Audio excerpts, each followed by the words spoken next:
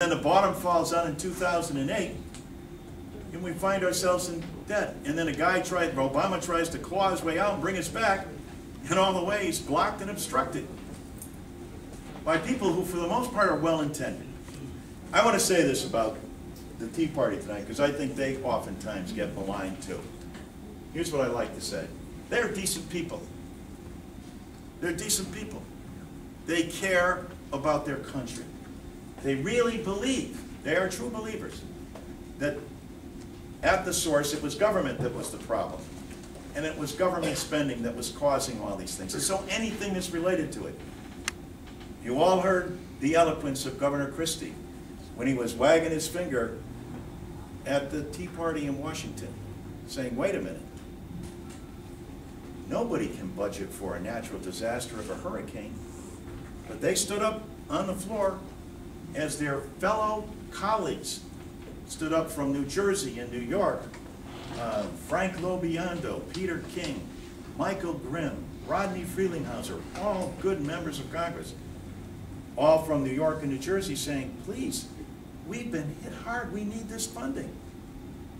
We're sorry, we feel badly, they would respond, to what's happened, but it wasn't in the budget. It wasn't there. Now, that doesn't make sense rationally. It certainly didn't make sense to Chris Christie, who lashed out immediately. But it makes little sense to anyone. But they were sincere about it.